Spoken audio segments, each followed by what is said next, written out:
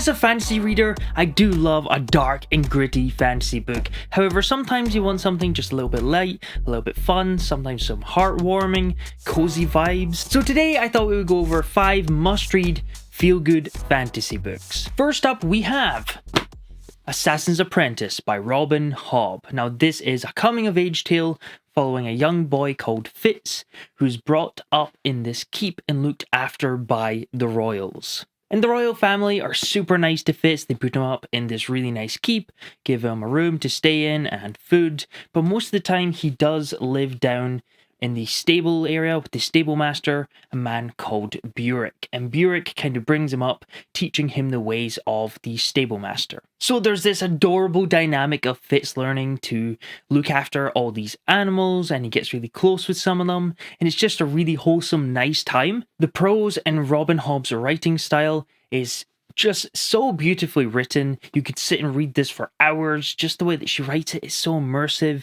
It's like a warm blanket that you cozy up with, and it's just such a feel-good book. In fact, that's really my only complaint, is it's a little too cozy and too nice to Fitz. I feel like it's unrealistic how easy life is for him. I do think if Robin Hobb was kind of meaner to him, just, gave him a bit of a harder time when we got to see Fitz go through some strife and some difficulty, it'd really build on him as a character, because he does just kind of go by his day-to-day, and it's very nice and cozy, but it just doesn't add a lot of depth to his character because of that. It's just really straightforward and nice, so we don't really get to see what he's like under stress. So I'd really like to see Robin Hobb be meaner to Fitz. But if you're looking for a wholesome coming-of-age story of a young boy growing up in a keep looking after adorable animals, this is definitely a book to check out. Next on up, we have, I don't really want to throw this one, Sword of Kaigen by M.L. Wong. Now this is a story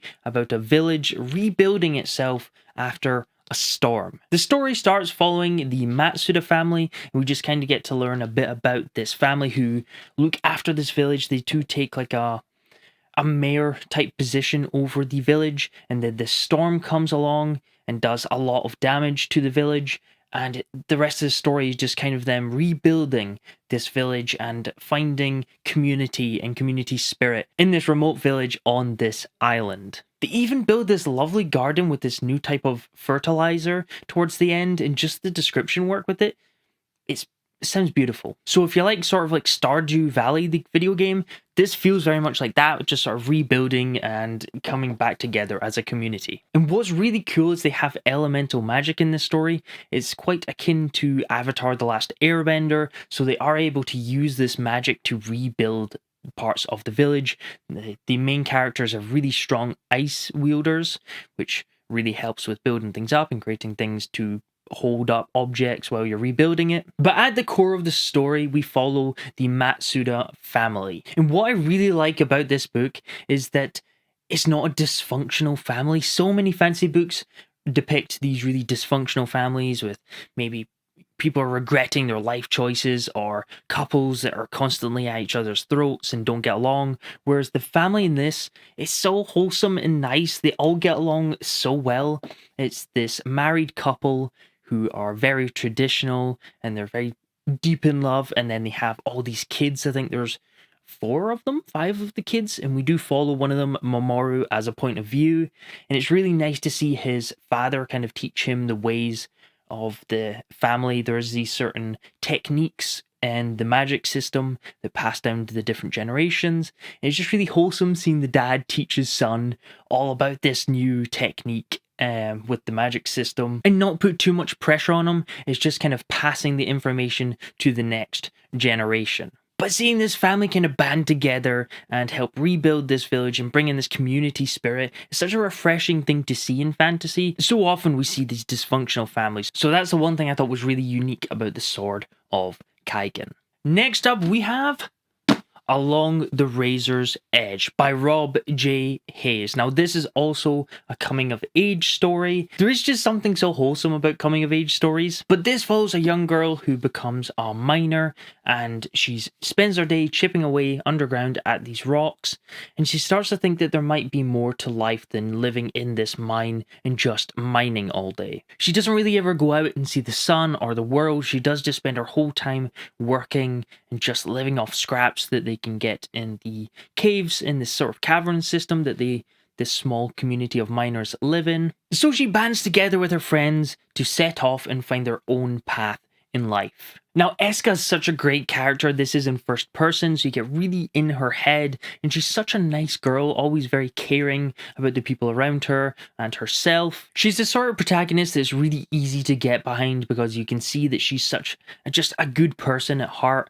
and she really wouldn't say a bad thing about anyone around her. Her friend Yosef has a really hard time down in the mines, and he doesn't really know what he wants to do with life. He feels really down in the dumps, and just seeing Eska kind of always be there for him and just always hold him up, it just feels like a Frodo Samwise type setup with the two.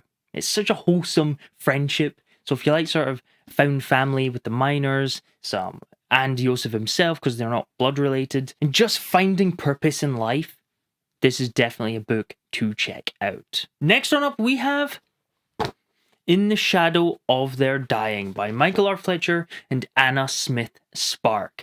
Now, this one is pretty much a cozy fantasy. The other ones aren't really cozy fantasy, but I would consider this one a cozy fantasy book. It's about this guy who considers himself the third best assassin, and it's just sort of wears away at him that he isn't the best at something. So he just has really low self-esteem, and he just doesn't know his way in the world yet. And when the city that he currently lives in is under siege, and there's fighting and everything, just chaos going around, he decides, I need to get away from this violence, I need to get away from this lifestyle and just escape this city and escape this life. There is also a second point of view from a demon, but don't worry, it's this adorable demon that just is very new to the world and is trying to discover how everything works. So you can see there's some funny aspects with it, trying to learn the human interactions and how it doesn't understand social situations, like it walks into an inn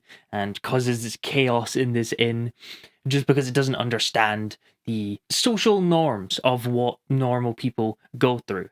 So you can see a lot of hilarity would come from her point of view.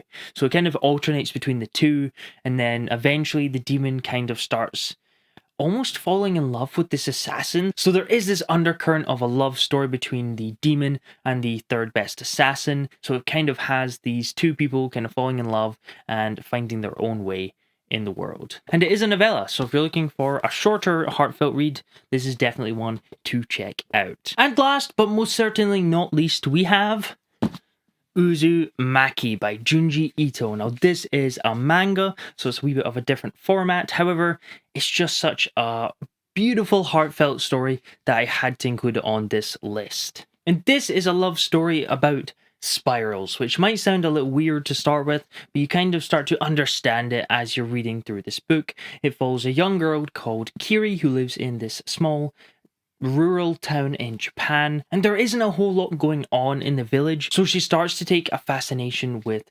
spirals, and she kind of just starts to see them everywhere and goes, oh, there's quite a lot of them about. And then other people out in the village start joining in too, and it becomes this sort of Easter egg hunt to who can find the most spirals. And then we start getting into cheating, as some people started to create their own spirals in somewhat strange ways throughout the story, and they get really competitive, and it does become this sort of competition to see who can find or create a lot of these spirals. The artwork is absolutely stunning. It's really beautiful. It's the kind of thing that you just want to hang on your wall and look at all day. You want to show your family because it is just so beautiful. The individual panels, I don't want to show you because it will be a bit of a spoiler, but it is just sort of very beautifully drawn artwork with all this rural Japanese village and all these kind of spirals, and the different way the artist manages to fit the spiral aesthetic into the panels is just super creative. And it's so adorable to see how this brings the village together, particularly at the ending. They all kind of come together and make spirals for each other, and they create massive spiral around the village and stuff just to surprise Kiri. It's really nice. It's such a sweet ending. I highly recommend, especially if you want to start noticing more spirals in your life. You'll definitely start seeing them everywhere after reading this. It's such a unique idea to have in a story. I mean, spirals. Bizarre, but works so well. All about the love of this spiral. I do love dark books too, but sometimes a heartfelt book just hits at the right moment, and these are all great ones to check out if you're feeling a little down, you just want a wee nice pick-me-up. So let me know, what is your favorite heartfelt fantasy book? Please tell me. I'm looking for more recommendations always for heartfelt fantasy. But thank you very much for watching. I'm sure this video will go down well.